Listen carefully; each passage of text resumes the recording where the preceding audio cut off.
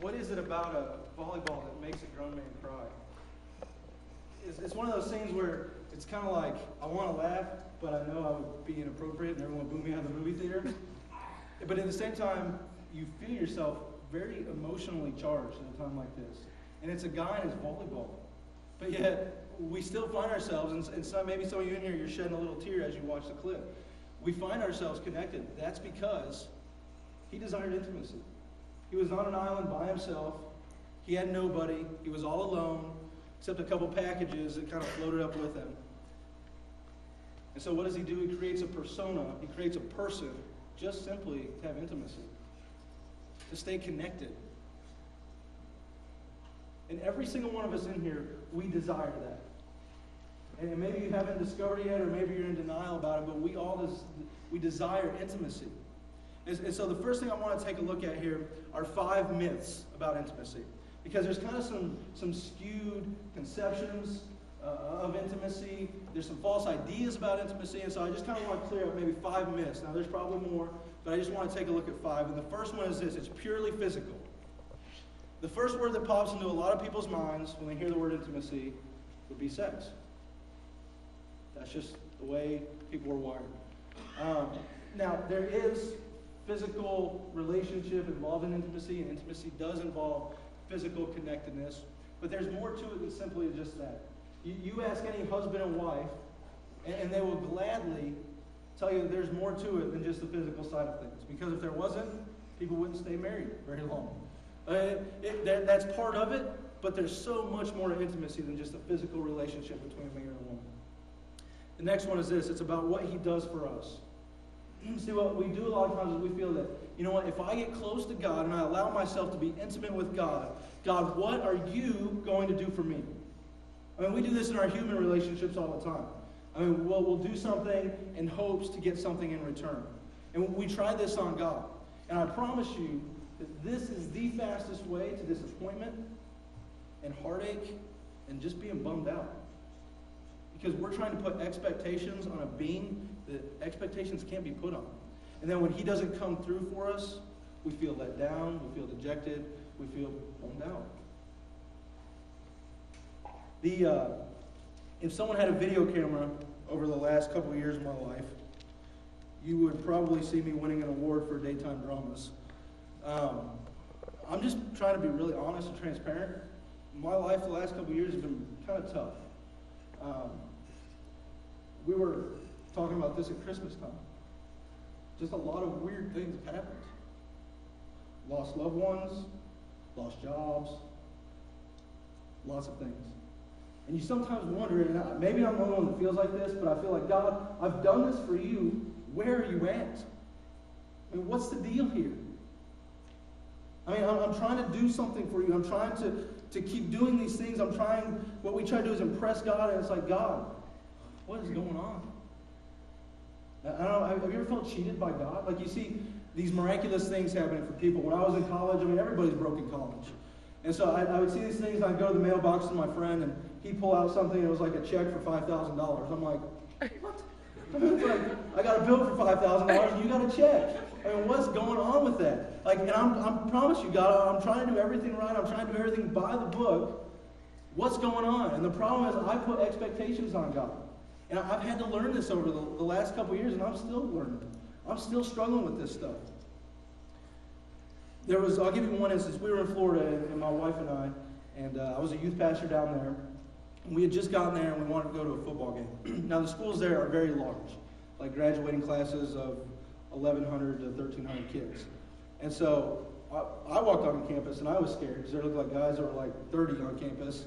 I'm like walking around trying not to get beat up myself. There was just like fights going on everywhere, and we lived just outside of Orlando in a little bit of a rougher area. And we decided to go to a football game. And so we had a youth event coming up later in the month, so we made cards, and we were going to pass them out to every high school student that we saw there. And so we got some kids from the youth group, and we went, and it was the first half, and we're passing out some cards. Not really saying much, just kind of passing out cards. Halftime, we got all our cards passed out. And so we decided, well, let's stay and enjoy the second half of the game. And so we're sitting there, we're watching the game, and it starts raining, and it was a boring game. We were getting murdered. And so told my wife, I said, you know what, let's just go. Now, if you know me, you know that I'm not a big fan of crowds. Okay, like when we go to amusement park, I'm the guy that, like, if I can, I'll park the farthest spot back so I don't have to drive in traffic. If you ever ride with me through a big city, I'm like shaking. I'm for some reason, I'm like a nervous wreck around big crowds of people.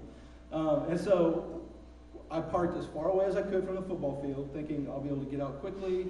So we leave in the middle of the third quarter. No one's in the parking lot. I park, of course, like an idiot in the darkest spot of the parking lot. And so we're walking. I see a couple guys, and I just kind of give them a, hey, what's up, type of thing. And they give me a nod, and we keep walking. And I hear, hey, homeboy. I think, okay, I'm not a homeboy, so I'm just going to keep walking.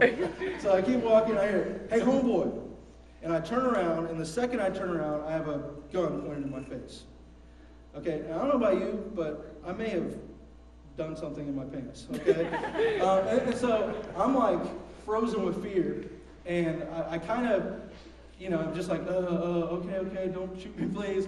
I kind of get my wife, Mickey, kind of off to the side behind me a little bit, and it's funny, people are always like, did you like take his gun and beat him up? I'm like, no, I gave him my stuff. Like, I'm standing here because I didn't try to take his gun. And so I'm kind of like, okay, it's okay, what do you want? He's like, just give me whatever you have. And so I just got my new iPod that day. I'm like, this thought actually ran through. I'm like, oh man, I'm going to lose my iPod. So I take it out, and I set it on the sidewalk, and I set my phone on the sidewalk, I set my keys on the sidewalk, and I get my wallet out, and I start taking out cards individually, which they're like movie club cards. Like, and so he's like, I just want the whole thing, just give me the whole thing. So I just throw it on the ground, and then the guy goes over to my wife, another guy that he had with him, and he says, what do you have? And she didn't have her purse with her, all she had was her phone. And so she gave him her phone.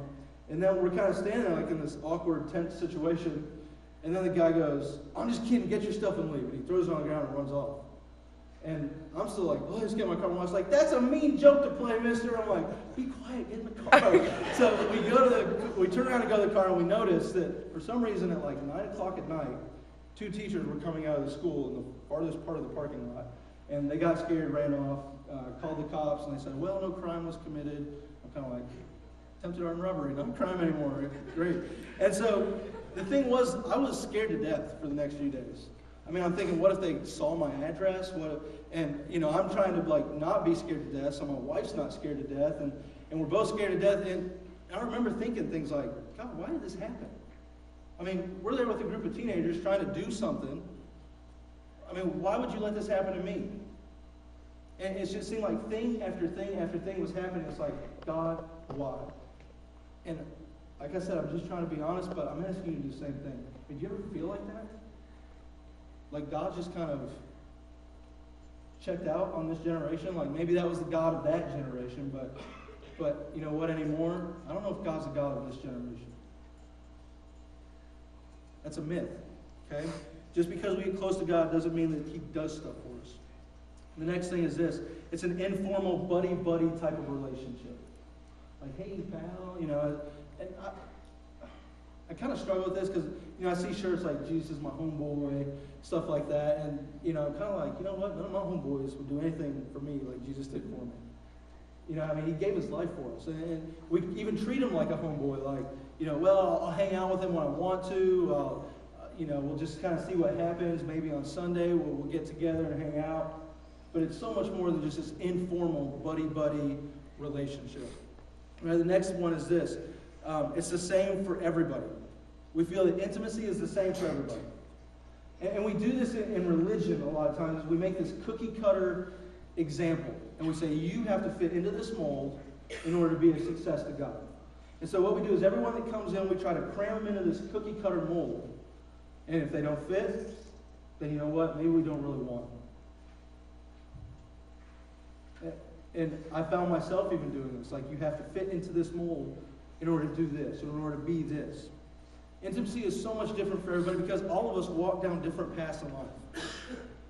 Every single one of us is on a different journey, so to speak, and we're all going through different things. Some of you right now, you are going through probably the hardest time in your life.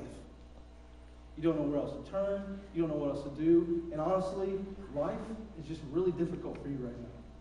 Some of you, maybe you're kind of on a high point at this point in your life, and things are going pretty good. But the fact of the matter is that intimacy is different for every single one of us. Every single one of us.